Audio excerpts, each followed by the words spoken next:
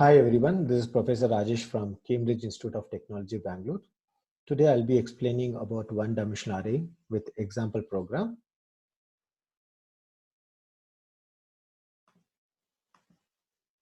The very first program is how do we input value in the array and display the value from the array. So this is our program. Header file, we have included the header file, then starting the program with void main. A set of statements are returned inside this void main. The very first line you can observe that we have declared an array with a data type int. Now this is an array. A of 5 is an array where I can store 5 integer value. As soon as the compiler comes to this particular line, the compiler will create 5 memory locations where the starting memory location will start with the index value A of 0, A of 1, A of 2, A of 3 and A of 4. In this particular locations or in this particular memory location, I can store the value. Now, how do we store the value or how do we input the value in the array location is with the help of scanf statement, we can do it. Now you can observe here the second line tells enter the first array element. It will just it is a display message on the monitor screen guiding the user to enter one number. As soon as the user sees this particular printf, I enter the first array element, the user will enter one number. The entered number will be stored. The entered number will be stored at the index E of 0 with the help of scanf statement. So we can store, we'll be storing 10 at the index E of 0. Next, again, the compiler will prompt a message telling enter the second array element. With the help of the scanf statement, I can store one more value in the place of E of 1. That is at the location of E of 1, at the memory location of E of 1, I will store the second value. Again, the compiler will print the message telling enter the third array element. With the help of scanf, I'll be entering one more array element that will be stored at the location E of 2. Again, enter the fourth array element. I'll be storing the fourth array element.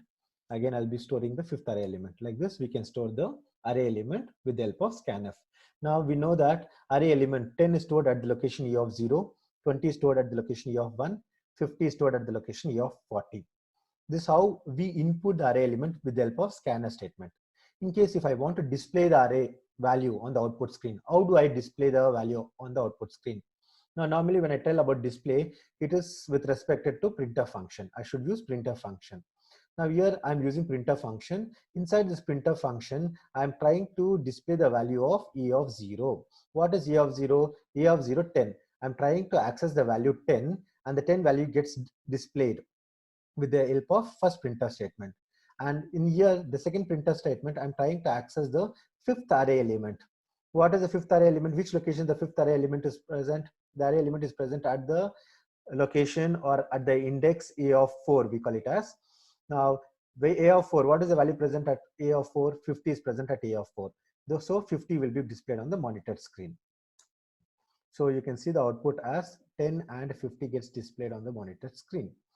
Now, the main drawback of writing scanf here is, suppose in case if I wanted to include 20 array elements, suppose my array size is A of 20, and if I wanted to read or if I wanted to input 20 elements, then I have to use 20 scanf, or I have to use 20 scanf. That will be the drawback. The code length will increase.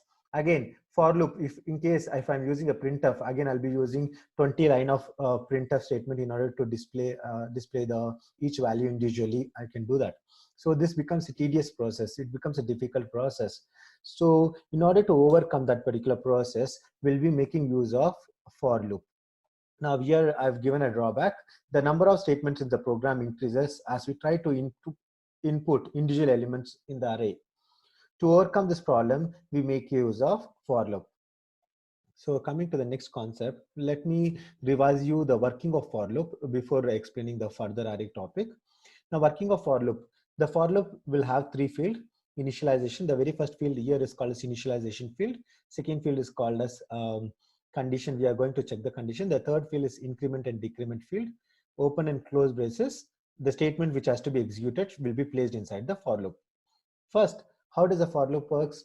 First of all, it will initialize. I value will be initialized with 0. After initializing the I value to 0, it will check for the condition. Here the condition is, we know the I value is 0. It will check for the condition 0 less than 3. Is 0 less than 3? If the condition is true, it will execute the statement belonging to the for loop. What is the statement which belongs to the for loop? We have written a scanf statement. We know scanf statement is used for inputting the value inside the array. Now, with the help of this particular statement, what I will do is, at the location ampersand a of 0, at this particular location, the value, whatever value I enter, it will be stored at this particular location. So you can observe at the a of 0, I've stored the value 2. After executing the statement, I gets incremented. Now, initially the I value was 0. After executing the statement, I gets incremented. Now I will become, in the second loop, I will become 1. And it will check for the condition 1 less than 3. It will check for the condition 1 less than 3. Is the condition true? If the condition is true, the statement belonging to this for loop will be executed. What is the statement present inside the for loop? We have written scanf %d ampersand e of I. What is the value of I? I value is 1. So the second value what I input, it will be stored at the location e of 1. For assumption 4 we have inputted, 4 is stored at the location e of 1. After storing the value in the array element, I gets incremented. I will become 2. When I becomes 2, again in the third pass, it will check for the condition whether 2 is less than 3. Is 2 less than 3? Yes, 2 is less than 3. Again, this particular statement will be executed. When this statement is executed, the third value will be stored at the location e of 2. What is the third value? We have taken it as 5. 5 will be stored at the location e of 2. Now, after storing the value, what happens? It will get incremented. When I gets incremented, I will become 3. And it will check for the condition. Now, we'll check for the condition 3 less than 3. Is 3 less than 3? False. It will come out of the for loop. So how does the for loop works? It will check for the initialization. After initializing the value, it will check for the condition. If the condition is true, the statement belonging to the for loop will be executed. Then increment will happen. Again, the condition is checked. If the condition is true, the statement will be executed. Again, increment happens. This process repeats unless until this condition becomes false. When this condition becomes false, we'll come out of the for loop. This is how we read or we input the value inside the array. So how do we display the value from the array? Now, for assumption, this is our array. In this array, using this particular scanf statement, I've inputted the value 2, 4, and 5. Now we know that 2 is stored at the location e of 0, 4 is stored at the location of e of 1, 5 is stored at the location of e of 2. Suppose if I want to display this message on the monitor screen, how do I do it? Again, see here, I have to access the location e of 0, then I have to access the location e of 1, next I have to access the a of 2. So this, what I'll do is, I'll make use of for loop. For I is equals to 0, I is less than 3, I plus plus. So for initial I value will be 0. Is 0 less than 3? Yes, the condition is true. When I come inside, instead of scanf, I'll be writing printf because I want to display the message on the screen. Printf, format specifier here, it is integer value, so I'm writing %d. I'm giving a tab space. I want a tab space after printing one value. And I'm trying to access the first value. The first value is a of I. I value is 0. A of 0. What is a of 0? A of 0 is 2. 2 will be printed on the monitor screen. Then I gets incremented. I will become 1. 1 is less than 3. Yes, the condition is true. It will enter into this. E of 1 will be printed. What is E of 1? 4 gets printed. Then I gets incremented. Then what happens? First 2 is printed. Next I gets incremented. Next 4 is printed. When I gets incremented, I becomes 2. When 2 is less than 3, the condition is true. It will print E of 2. What is E of 2? 5. 5 gets printed. Then I becomes 3. You check for the condition 3 less than 3. Is 3 less than 3? No, the condition is false. During this process, it will come out of the output loop. This is how we read the array element as well as we access the value present in the array element and display it on the monitor screen. So students, please remember that when you are reading the array element, one for loop is required and a scanf is required for one dimensional array. When you are displaying the array elements, one for loop is required followed by printf is required inside that particular for loop. This is about working of for loop. Let's see some more example of one dimensional array. Now in this particular program, how do we input and display, or how do we read or display the value of array of size n we have taken? Now so far, though the array size is 5, now we can specify how many values we wanted to store in the array or how many values we want to display from the array. We can specify. That is what we'll be explaining. I'll be explaining in this program. First thing is, I have declared the variable int n, I, a of 5. Now n is a variable which will be holding the particular value. This value speaks about how many times the looping should take place, or depending upon the n value, how many elements we are going to enter into the array element. I is for loop, and array size is a of 5. Now array size can be anything. Here I've taken maximum array sizes a of 5 I've taken. So 5 memory location is created. I can store only 5 values. I can store the max of 5 value in this particular array, not more than 5. But and I can store less value also. It's not mandatory that I have to store all the 5 elements in the array. It's not mandatory. I can store only 2 values, or I can store 3 values, depending upon my requirement. I can store. Now here what I'm trying to do here is I'm just asking the question, enter the number of elements. Based on this, the user will decide how many elements the user wants to enter into the array. Sometimes the user wants to enter all 5 elements, so they'll specify enter the number of elements, they'll give 5. Or sometimes the user wants to read only 2 values they want to enter, so they'll enter the number of elements, they'll enter 2. Now depending upon the user requirement, they'll enter the number of elements. Printf, enter the number of elements. Now what will happen? Enter the number of elements. As soon as the user sees this display message on the monitor screen, the user will enter one value. That value, the value what we enter, it will be stored in n. Here the assumption what we have taken is we have stored n value as 3. Now what happens after storing the n value as 3? Now what I have to read the array element. How many array elements I want to read? I want to read 3 array elements only, because the size of n is 3. How do we read the 3 array element? Is printf, enter the elements, for loop. We know how to read the array element. In order to read the array element, one for loop and scanf is required. Here the for loop is for I is equals to 0, I less than n. So, students, in previous example we saw I is less than 5. We have fixed how many times the loop should repeat. Now depending upon the n value, this looping will repeat. Now since n value is 3, we'll check for the condition 0 is less than 3. Yes, the condition is true. That is what happens. The condition is true. When the condition is true, it will execute the scanf statement. What is present inside the scanf statement? We are storing the first value. At which location we are storing the first value? At a of I. What is I value? Initially 0. At a of 0, I'll be storing one value, 30. I'm storing at a of 0. Then I gets incremented. I will become 1. When I becomes 1, I will check for the condition 1 is less than 3. Is 1 less than 3? Yes, the condition is true. Then again I'll come inside the for loop. Inside the for loop, what I'm doing, I will be storing the value at the location e of 1. At the e of 1 location, I'll enter some value. For example, here 60 is entered at the location e of 1. 1 is stored at the location 60 is stored at the location e of 1. Then I gets incremented. Now I will become 2. Is 2 less than 3? Yes, the condition is true. Then what happens? It will come inside the for loop, and we are going to store the value at the location e of 2. At the location e of 2, we have entered the value 100 is stored in this particular location. I gets incremented. When I gets incremented, I will become 3. It will check for the condition. 3 less than 3, condition is false. When the condition is false, it won't execute this particular statement. It will go out of the for loop. Out of the for loop, in the sense, it will come to this particular line.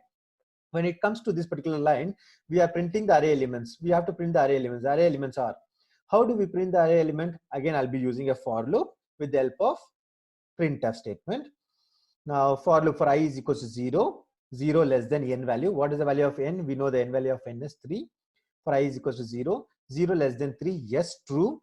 Then it will execute the statement belonging to the for loop. In for loop, we have written printf %d with the space a of 0. What is a of 0? 30. 30 will be displayed first. Then I gets incremented. I will become 1. 1 is less than 3. Yes. Then it will print a of 1.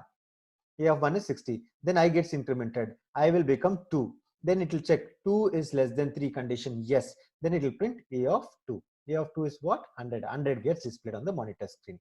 This is how we input and output an array element of size n. Depending upon the size, we can input the array element. Let us see some more example program. So the next program is finding the biggest positive element in the array. So here you have to find which is the biggest element in the positive element in the array.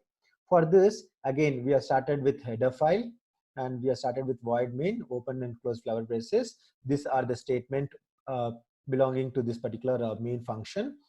So the variables what I'll be using here is n is a variable, I is a variable. I've used an array of size 5, big is equal to 0. I've initialized a variable with big value is equal to 0. I'll tell why we use this for. The very first question I'll ask is enter the number of elements. Based on this particular question, the user will specify how many elements you want to enter into the array. For example, here, big value is initialized, big variable has got the value 0 initially, and enter the number of elements. The user has entered the n value as 3. From the previous example, we know that if n value is 3, we can input 3 values inside the array. How do we input the value? With the help of one for loop and scanf, we can input the value inside the array. So I'll be storing the value at a of 0. Again, I'll be storing at a of 1, and I'll be storing at a of 2. Okay, this is how we input the value inside the array. These are the input to the programs. That is, big is initialized to 0.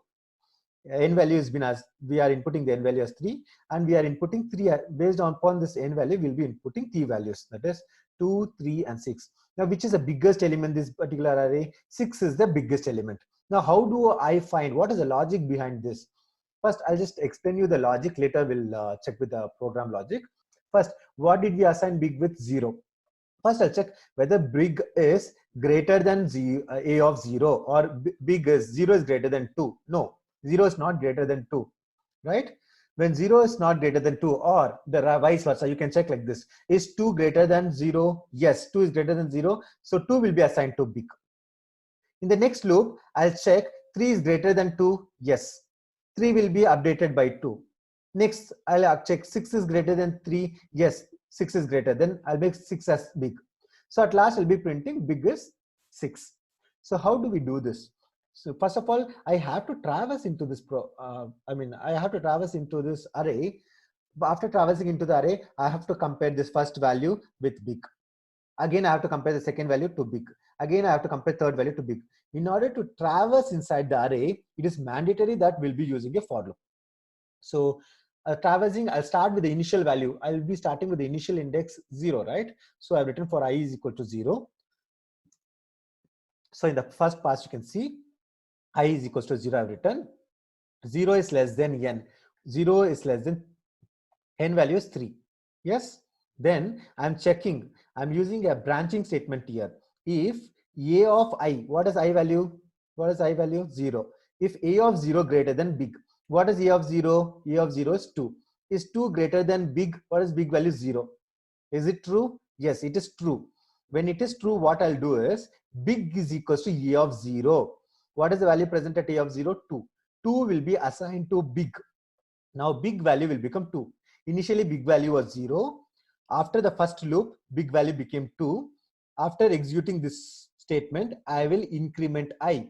I will become 1. When I becomes 1, again I'll check the condition. When I check the condition, 1 is less than 3. Is the condition true? Yes. I'll come inside the for loop. I'll check if a of I. What is the updated value of I? 1. A of 1 is greater than big. Is a of 1 greater than big? Yes. How do we tell it is? Yes, true. A of 1 is what? 3. What is the value of big? You can see the updated value. You have to see the updated value here. 2.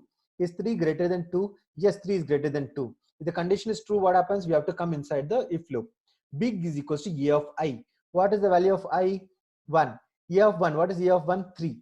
3 is assigned to big. Now, the value 3 is stored in big. The previous value was 2. That has been updated by 3. Then I gets incremented. When I gets incremented, I will become 2. So I will become 2. And we'll check the condition. 2 is less than 3. Is 2 less than 3? Yes, 2 is less than 3. I'll come inside. If a of 2 greater than big, what is a of 2 value? 6. Is 6 greater than 3? I will check. 3 is the updated value of big. Is 6 greater than 3? Yes, it is true. Then this will be executed. This line will be executed. If it is true, this line will be executed. Big is equals to a of 2. What is the value stored at a of 2? 6. 6 is assigned to big. Now, the updated value of big is 6. I gets incremented. I will become 3. When I becomes 3, I'll check the condition. 3 is less than 3. Is 3 less than 3? False. When this condition becomes false, I'll come out of the loop. Once when I come out of the loop, the very first statement, the very next statement is printf. The biggest element is big. I'm going to print the big value. So it will print the biggest element is 6 will be printed on the monitor screen. So this is how we find the biggest positive element in the array.